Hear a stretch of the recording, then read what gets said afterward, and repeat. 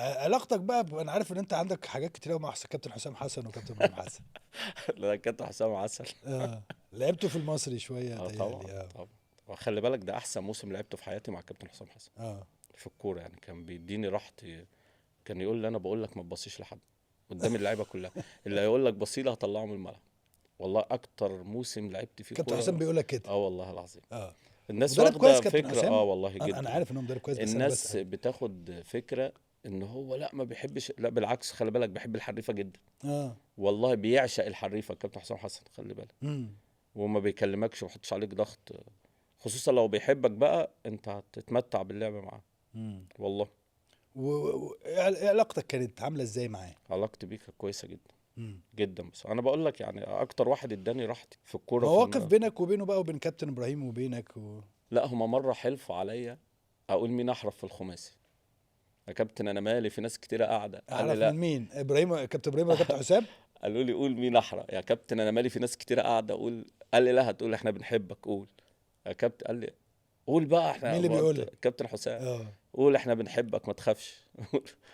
كابتن طارق سليمان قاعد والناس كتيره قوي. قلت له يا كابتن ما الناس كتيره قوي ما تسال، وانا خليني من ضمن الناس يعني. اه قال لي لا لا لا احنا عايزين، عشان كنت بلعب معاهم خماسي على طول. فقلت له كابتن ابراهيم احرف. قال لي يا كابتن نهار ابراهيم اسود. احرف؟ ده انت بتعطل الكوره ما برضاش اخرجك. ويفضلوا يقولوا لي خرج محمود، اقول لهم لا مش هطلعه. وابراهيم بيقول لي خرجه ما اقدرش اخرجه. ده يقولوا لي طلعوا ما خرجوه. لا لا هم ليا عسل. مواقف. تعرف يا كابتن حسام واحنا في مصر عشان ما ارجعش القاهره كتير قوي كنت بخلص تمرين وارجع كان ياخد مني مفتاح العربيه. اه اه والله. ياخد منك مفتاح يقول لي العربيه. هات مفتاح العربيه اروح مشوار، ويقفل التليفون افضل اكلمه الا تليفونه مقفول. هو واخد منك المفتاح كان عشان بيعمل ما معايا الحركه دي على طول اصلا عشان ما يخلكش عشان ما تسافر ارجعش القاهره. القاهره. لا هو جميل لذيذ يعني كان. آه. ايه تاني؟ لا في حاجات مش ينفع تتحكي. اللي تقدر لا تحكيه في يعني اللي تقدر اي حاجه تحكيه. تانية مش هينفع. مش هينفع. خالص. لا خالص. لا في حاجات مش هينفع تتحكي. طيب يعني مواقف كثيرة جدا ما بينك وبين كابتن حسام وكابتن ابراهيم الحقيقة. هل الناس مديالهم حقهم؟ لان هم برضو في بعض الناس بتقول ان هم يعني بيعتمدوا على الاجتهاد والكذا وكذا وكذا اكتر من الناحية الفنية. لا طبعا شكل المنتخب معاه متغير كتير جدا. مم. خلينا متفقين يعني. ده حقيقي. يعني اتغير المنتخب قبل ما يمسكوا، هم كانوا بيأدوا كرة وحشة جدا. لما مسكوا لا المنتخب افضل كتير جدا. لا لا يعني فرق. لا انت عندهم عشان حاجة. اتمرنت كمان عندهم مع حاجات كابتن كتيرة حسام. حلوة قوي. والله. من اكبر ميزاتهم كمان الثوابت امم والكرة الثابتة بيعملوها بشكل بيعملوا كويس جدا ما هو جدا. ده مهم، ده اه طبعا مدرب. مهم جدا. الحاجات دي مع ده اي مدرب. ارسنال بيكسب بالكرة الارسنال بيكسب الثابتة. امم الارسنال اقرب للدوري في الدوري 36 الانجليزي جول، دلوقتي حتى 36 جول من الكور من ثابته. كور ثابته. ارسنال. جزء كبير او نسبه كبيره جدا من الاجوان اللي بيجيبوها طبعا. كرات ثابته. بقول لك ايه، مين من اللعيبه دلوقتي شايف ان هو واخد حقه يعني او مش واخد حقه اعلاميا مش واخد مش حقه. واخد حقه الاول؟ ومره تانية هسالك او السؤال التاني هساله لك اقول لك مين اللي انت شايف ان هو واخد بزياده وهو مش بحجم الهاله اللي معموله؟ اللي مش واخد حقه، خلينا في اللي مش واخد حقه الاول. آه. آه. يعني انت في لعيب تبص عليه كده تقول هو ده، بس مش واخد حقه. اهلي بقى، زمالك، اتحاد، مصر، اي حته. اللي انا بشوفه كان ممكن يبقى حاجه كويسه قوي قوي عبد الرحمن مجدي. برافو عليك. كنت بشوف مقصف في ان حق هو نفسه عبد الرحمن طبعا تهيالي. طبعا ان هو يوصل ان هو مش في منتخب مصر او مش في انديه القمه. لا يبقى هو قصر في حق نفسه. امم امكانياته كبيره جدا.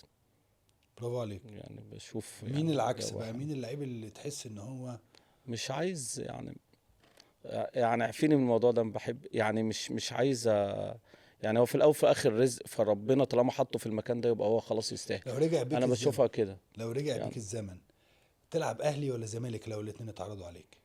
الناديين كبار جدا يعني مش هتفرق يعني. دي اجابه الكاميرات لا لا لا مش والتلفزيون. احنا مش في والله التلفزيون، احنا مش بنتكلم اصل. براحتنا. بص خلينا متفقين اللعب في الاهلي والزمالك مختلف يعني. فلعبت اهلي الموضوع يختلف معاك. لعبت زمالك الموضوع، مع ان لعبت في النادي المصري نادي جماهيري يعني ونادي كبير طبعا. برضو بصراحه يعني. بس اللعب في الاهلي والزمالك كان هيختلف، فايا كان ما كانتش هتفرق كتير يعني. الشهره غيرتك؟ لا بالعكس، يعني ليه هتغير ليه؟ انا بشوف الناس دي عندها مشاكل، يعني لو حد، وبعدين انا مش ابو تريكه مثلا. مم. لكن لا لا، الحمد لله، الحمد لله عمري مالكش مواقف معينة مع محمد، مع ابو تريكة؟ لا كتير. أنا كنت والله. بحبه جدا وكان بيحبني جدا والله. والله. كان بيتكلم معايا دايما بطريقه كويسه، بصراحه مؤدب جدا وجميل، لعيب جامد جدا جدا. مواقفك ايه معاه؟ لا كتير، مواقف كتير والله. احكي لنا اللي تقدر والله يعني تحكيه. مره قال لي لازم تيجي النادي الاهلي، والله والله العظيم. اه. قال لي مكانك هنا وانت فدي حاجه برضو من الحاجات اللي انا بتبسطني يعني. بس انا اه. اكتر حاجه حصلت لي مثلا في الكوره كويسه ايجابيه، مثلا الكابتن الجوهري، الله يرحمه. الله يرحمه. كنا مره احنا كنا بنتمرن في استاد القاهره بتروجيت، هو كان ماسك مشرف على المنتخبات وكان مصر بتلعب الاردن، منتخب الناشئين اللي هو كان بتاع شهاب وهشام ايوه محمد ايوه وشكري والجيل ايوه ده. ايوه. كانوا بيلعبوا ماتش ودي واحنا نازلين الملعب بعديهم، فخلص الماتش فالكابتن مختار قاعد معانا على جنب كده عشان نازلين التمرين، والكابتن جوهري بيلف حوالين الملعب كان بيتمشى. مم. فجه سلم علينا وقال له مختار الفرقه دي هايله وانا بحب اتفرج عاملين عليكم. شغل كويس قال لنا بحب اتفرج عليكم، وراح قال فين الواد رقم 10. عليك. فقمت قال لي عايز اقول لك على حاجه، انت حظك وحش ان انا مش ماسك المنتخب. اه. فقلت له يا كابتن خلاص انا مش عايز اروح المنتخب. كفايه الكلمتين دول. طبعا كفايه. كابتن كابتن اختار جوهري. قال له انت مش هنعرف نكلمه يا كابتن بعد كده. فدي من الحاجات الحلوه قوي اللي حصلت له، لان انا اصلا بشوف ان الكابتن الجوهري ده اجمد مدرب جه في تاريخ مصر. مم. يعني انا وجهه نظري بشوفه حقيقي. تكتيكيا مدرب كبير جدا يعني. اول مرتب قبضته كام تفتكر؟ 10 جنيه في النادي الاهلي. في النادي الاهلي ناشئين. اه. اه. واول حاجه في المستوى اللي بعد كده؟ آه، تقريبا 500 جنيه في القناطر. في خناقه دخلتها مع مدرب قبل كده؟ لا ما بتخانقش مع، يعني هي مره واحده بس. انا عمري ما اتخانقت مع مدرب، عمري الحمد لله، ولا كان في خلاف ما بيني وما بين مدرب يعني. الحمد لله يعني، هي المره بالعكس. واحده بس؟ كل المدربين حبايبي. مدرب وهو كان ما بيحبنيش، يعني هو اللي كان بيفتعل معايا المشاكل. هو اجنبي خلي بالك، مكيده. اه، ما كده كان اللي كان ماسك الاتحاد اه. وبعدين المصري. كان بيعمل معايا حاجات غريبه وانا ما يعني.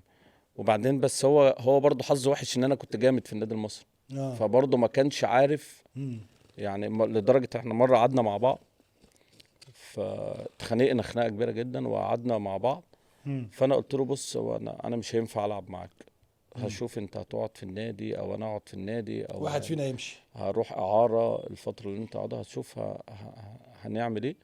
بس انا بقول لك عامه يعني، لو الموضوع ده حصل كده انت هتمشي. والله قلت له كده، كنا في هيلنان. فقال لي يعني ايه؟ قلت له انا بقول لك لو الموضوع، قلت له لان انا خلي بالك انا عمري ما جيت جنبك، انت دايما بتفتعل مع المشاكل، يعني انت ما بتحبنيش فده موضوعك. فده موضوعك. هو كان بيتضايق من حته الجماهير، امم. لو كنا نيجي ننزل معاك الجمهور ينادي عليا يتضايق. امم. ما تروحش. كان مره قال لي ما تروحش الجمهور بينادي، قلت له لا ازاي ما اروحش؟ امم. يعني ايه ما اروحش؟ ما غريب ما قوي. لا هو كان صعب، شخصيه صعبه جدا. اه. ده الوحيد في حياتي اللي اتخانقت معاه. بس. ما عمري ما، بالعكس المدربين كلهم حبايب.